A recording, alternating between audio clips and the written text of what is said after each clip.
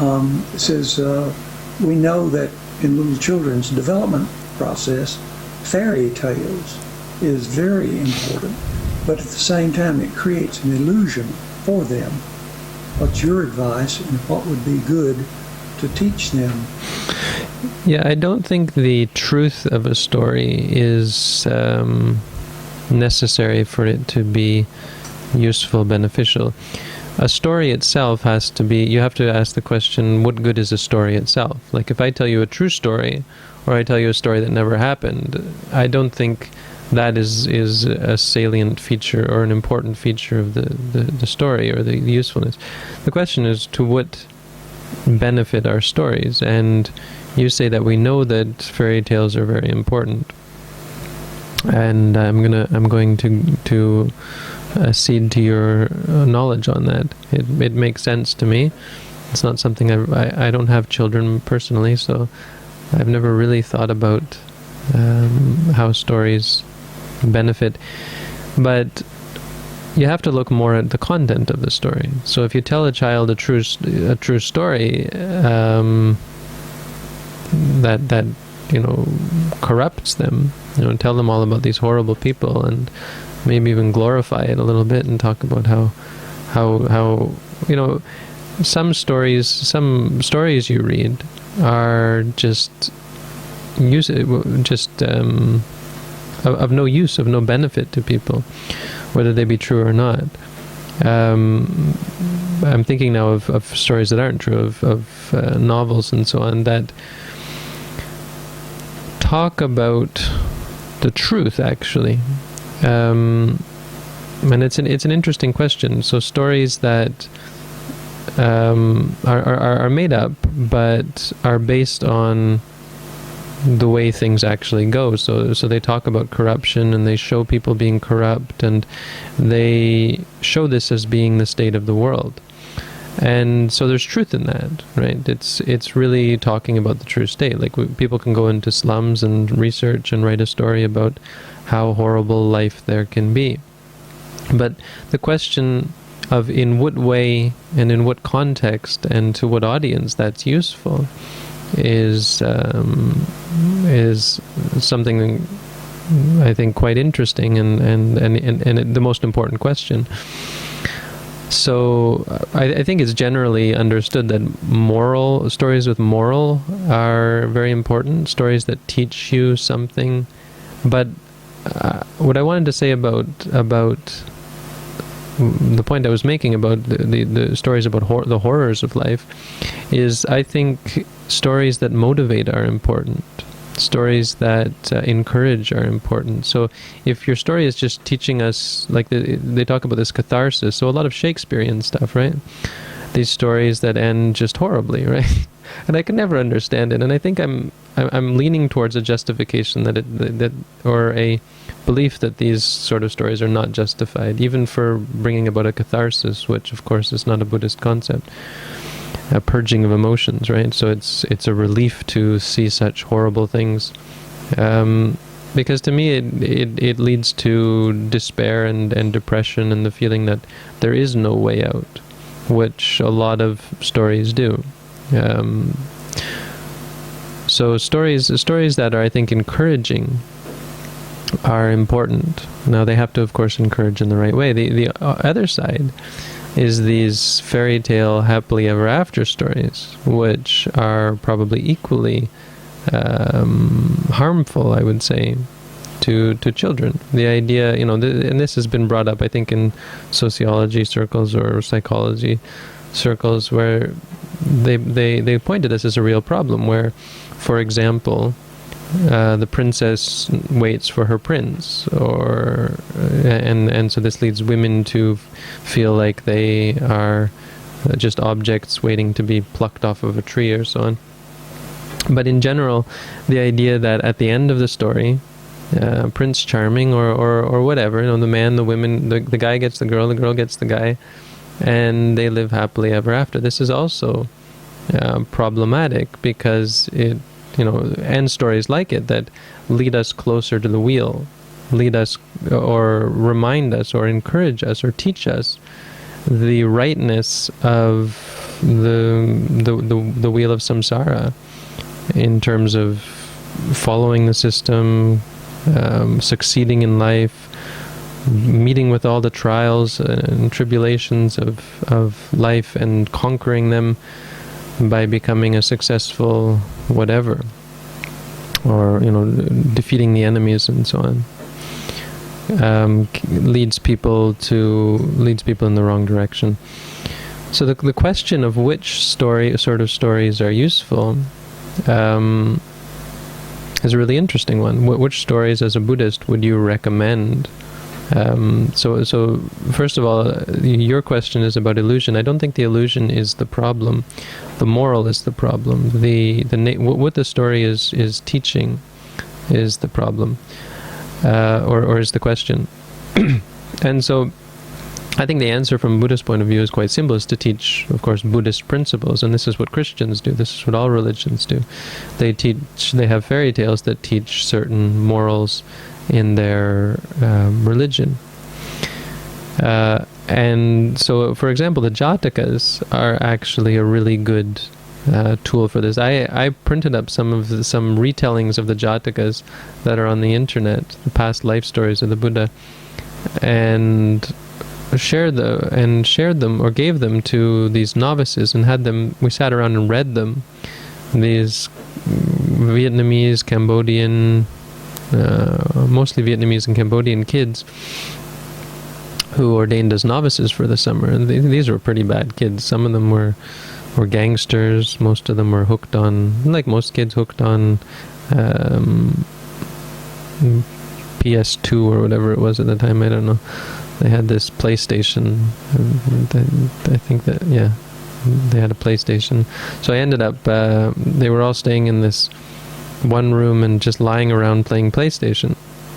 And so this is what they were doing as novices, which of course is not allowed, but that's how it goes. So in the beginning, I wasn't my monastery, I was just a visitor, and so for the first few days I just let it be and said it's not my business. But after a while it got horrible. They were lying around swearing and cursing and really making a nuisance of themselves. So I went into the kitchen and found the fuse box and turned off their electricity. So that turned off all the fans, and of course turned off their PlayStation. And they were lying in the middle of summer in this basement room, suffering all of a sudden. Of course, they had no clue what had happened, and they didn't know where the fuse box was. So then it was a lot of fun, and then I was able to really talk to them, and I taught them I read with them these Jatakas. It didn't have a big effect. But I think because they weren't that interested, and after a while, because other things had more of an effect. It was much more hands-on. I ended up taking them on a camping trip, and